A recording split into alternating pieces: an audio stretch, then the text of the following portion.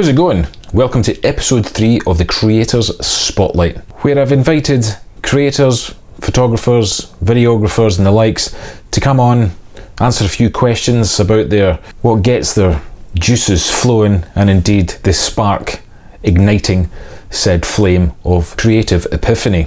Today we're representing, well, almost in a joke-like manner, a Scotsman, an Englishman and an Irishman.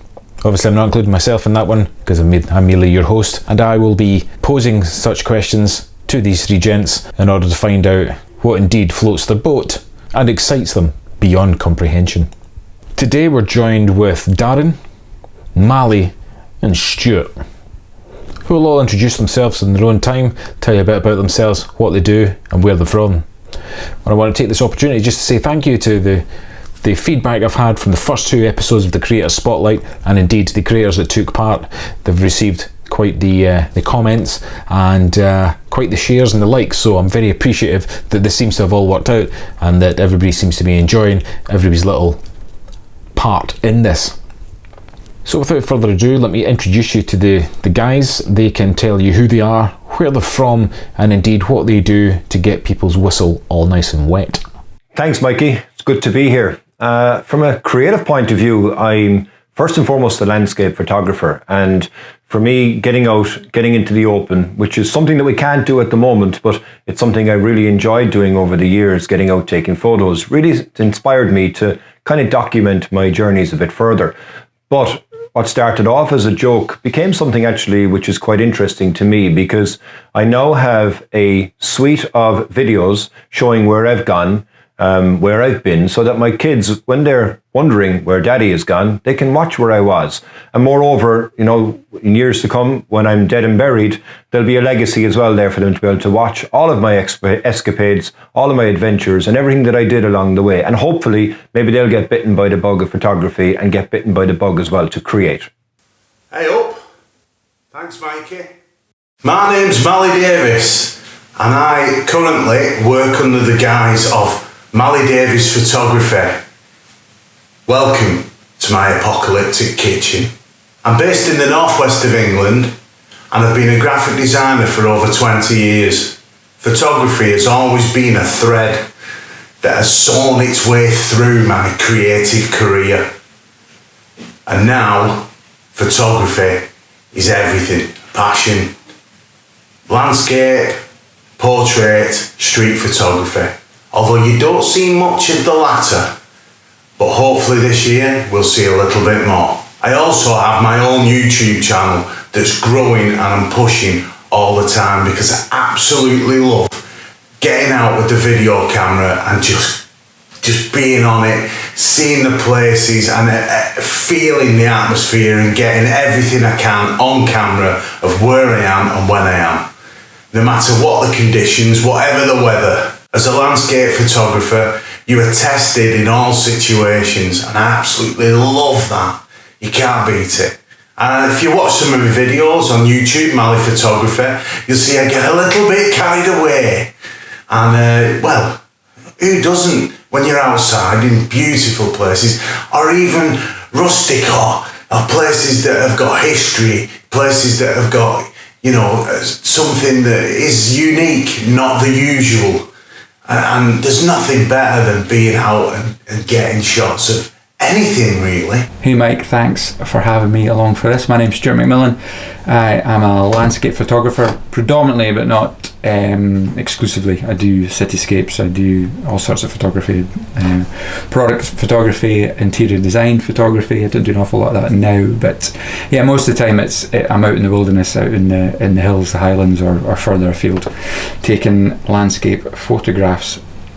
And I vlog my journeys as well, just giving a bit of insight about what I would like to achieve with my images, and kind of discussing that with the viewer, my settings, camera settings, my composition settings, and what I've put in place and what I'd like to achieve with this photograph. I'm currently sitting at home, like a lot of people at the moment, stuck inside, not going anywhere. In Edinburgh, at my desk. This is where I do more my photo editing and vlog editing, all that kind of stuff. This is where it gets done. So yeah. Thank you very much. Now, if you could, tell us what inspires you to create. What inspires me to create? I think it's the outside world, but moreover, it's light. So every day, you know, as a non-photographer or non-creator, we go through our lives. We don't even look around us. We don't take a blind bit of notice in regards to the light that's around. But when you're a photographer, all that changes. So you're constantly looking at the sky. You're constantly looking and seeing, is the light going to be here, nice there, or whichever it may have been. And that inspires me to be able to get out, to create more, and to be able to capture the beauty of it that's around us. And for me, in Ireland, living in Ireland, we are surrounded by amazing quality landscapes. And once you get nice light on that, it really brings it to life. For me also, you know, I much prefer to get out in the morning. So I'm up before everybody else is even thinking about waking up. I'm up, I'm out, I'm on location, I'm taking my photographs. And in the evening time as well, then when most of the crowds would go home from the bucket list locations, I'm still there. And generally I'm on my own as well, which is even another plus, I suppose, from a creative point of view. Inspires me to create. That's difficult because it doesn't take much to inspire me. This is really hard, actually, to talk like an interview. But I'd say what inspires me is just looking, seeing, and being aware of the world around you, taking in all the elements, whether it be seeing a person, the face, the features, and it draws you in something that to you, it's personal to you, that you think, wow, that person's unique. Or it's the same with street photography, the lines, the situation, the shadows, the light, the details that just excite you. You see them, a piece of graffiti on the edge of a wall, a person walking by, or maybe it's the movement of cars, the movement of people, or even, as I found in Manchester not long ago, police on the street and the atmosphere changing wherever you are at that moment, and trying to capture what is going on around you. Being out in the landscape, I'd say it's it's the details, it's the grandeur, or even down to the patterns on a rock, intricate details that you might see on a fence covered in moss, or a tree, or a branch, or something as big as like you see Bleeturn, or you know, the Langdale Pikes, or anywhere across our country that draws you in and excites you. I don't see anything that I need to make me inspired or create. I do look at a few other artists. There's quite a few people I could mention that on my journey so far have inspired me to create content. What inspires me to create? Loads of things inspire me to create. Other images, other creators, just being in new places, being in familiar places and having a different take on it, capturing the image, editing the image, making it something a wee bit different, something that I'd like to show as a final image. Working with gadgets as well. I love working with different kind of cameras. Recently got myself a drone, so I'm experimenting with that. So again, that's just another realm, another element of wanting to create, using these things and documenting and capturing images or footage if it's for the video side of things, and sharing them. It would be, you know, crazy or untrue of me to say it's nice when we get a bit of recognition, be it on the website or Instagram or Facebook or on YouTube, or you know, even selling prints. That's when it really kind of sinks in. It really hits home about the joy of creating, with other people appreciate it as well. But even just to kind of going back to the landscape side of things, it's just an added element of enjoyment. It's great to be outside. It's great to go camping. It's great to go hiking up in the hills. For me, it's a real escape. And bringing the camera along with that is just an addition to that joy, and that's really one of the reasons I create. It's or one of the many reasons I create. It's getting out and having an excuse to get out and capturing it, and then sharing those captures, those images, those videos with anyone willing to view them. What mythical creature would improve the world if it existed? A really tough question. What mythical creature? For me, it would have to be something which could affect the things around us every single day. And, you know, we all kind of struggle to find time for ourselves, but moreover, it's really hard to find peace and quiet in a very busy modern age. So a mythical creature for me would be something that makes everything just stop, gives us silence, and allows us to be able to gather our thoughts, but actually enjoy the peace and quiet that is so hard to find in this day and age. Hope that answers it, Mikey. Pegasus, so we could get rid of all cars and we could all fly around on horses, and when people really get on our nerves we could shit on them. A mythical creature that could improve the world if it existed. Yeah, I don't know. I'm not too clued up on my mythical creatures, to be honest. I think with the current situation, it seems to be impacting the globe at the moment, and that's specific to this answer. It's impacting the globe. It's everyone on this earth that's been affected by this pandemic, COVID-19, coronavirus thingy that's sweeping through all different countries. Is a kind of understanding that, you know, we're all in this together. And I think that's really proving to show something quite real in all of us, which is a good thing. I usually say that, I usually take something pretty bad for the reality of who we are as people to really to kind of shine through. So on that realm, I would be really intrigued to know what the effect would be on Earth, human civilization as a collective, if it was established that there was other intelligent life out there.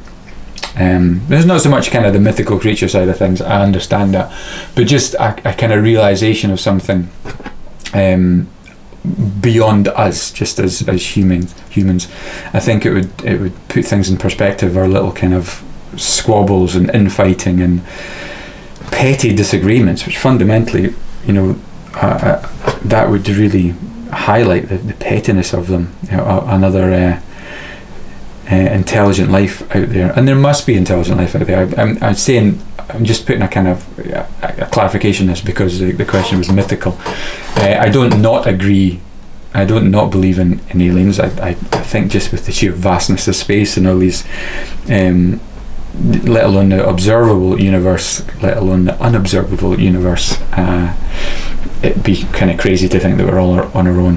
Whether these same aliens come down and find a little country barn family in mid-America and start probing them, that's another thing I don't believe in. But whatever gets them through the day, if it makes them on the kind of, you know, famous for 5 minutes, that's whatever. But yeah, I think the effect of knowing that we are not alone, confirming that we're not alone, I'd like to think it would have a real positive effect in the world. I think it would really put things into perspective.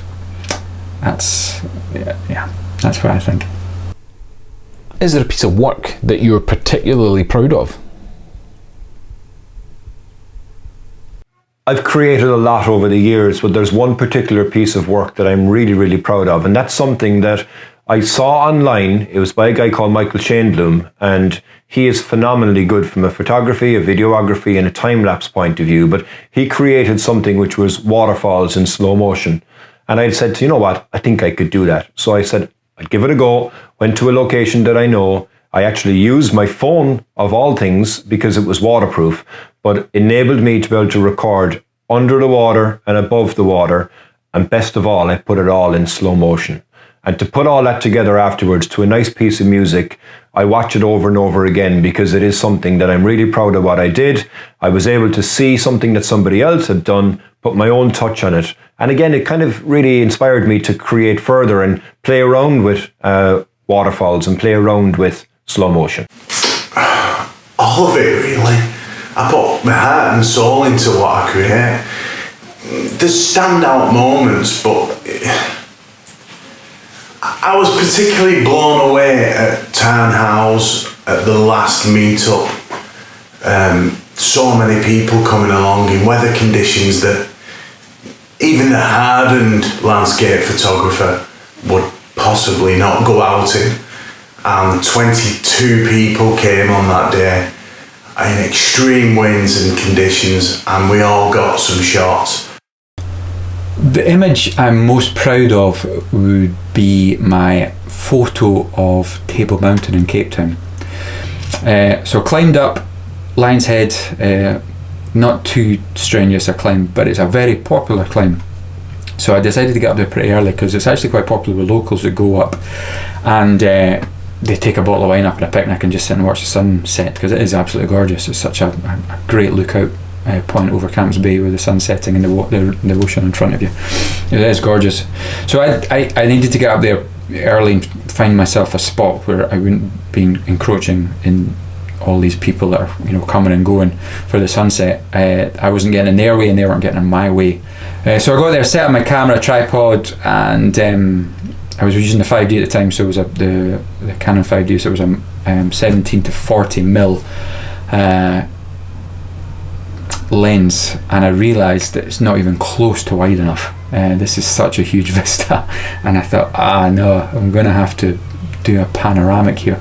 But it worked fine. I stitched everything together, and it was an image I'm really quite proud of, just because of the homework, the work I needed to do there, and the post-processing aspect of things. It all worked out well. So, what are some fun and interesting alternatives to war that countries could settle their differences with?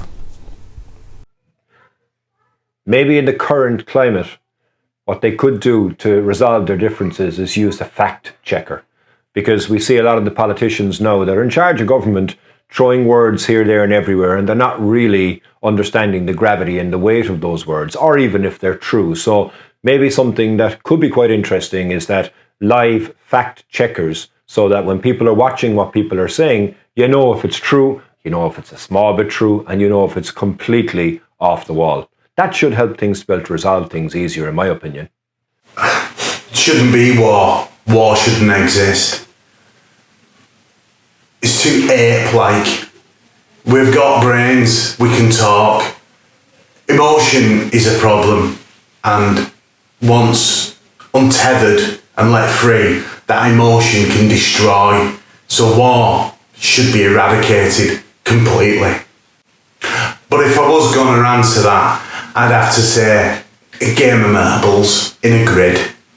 If you've ever played MERPS, bit of MERPS in a grid, winner takes all. an alternative to war. Anything. Anything is an alternative to war. Anything could be better.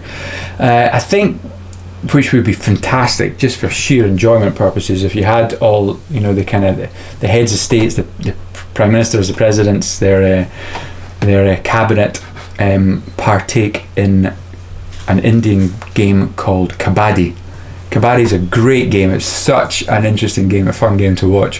Fundamentally, you can look it up on Google, but if you don't know what it is, but I think there's like a team of 7, 2 teams, 7 players in each team, and you have to, it's like a kind of rough version of TIG. And so one individual of the team has to go to the other team whilst holding their breath, I think, and they've got to make contact, they've got to tag with their hands, with their feet, anything, the other team, and then run back to their own team without getting caught.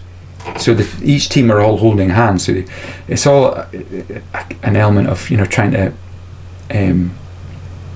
circle and surround without being tagged by the individual. It's really, really quite a cool game, and I think that would be an absolute brilliant way to for our heads of state to partake in. It'd have to be them. They wouldn't be able to get a team, obviously, it would have to be them. So our election criteria for choosing prime ministers and presidents and things would be a very different setup, because they'd have to be quite adept at being involved in the skill and the art of kabaddi. That would be a great alternative to war. Tell us, is there a place that you've never visited that you would like to, that you would maybe consider a bucket list shot? Somewhere you could go, somewhere you've never been to and create? There is a couple of places that I've never visited that I really want to visit, but in recent years I've been more and more drawn to the wilderness and getting into the wild and being able to go off for a period of time really and kind of immerse yourself in the surroundings. And an area that has always attracted me has been Canada.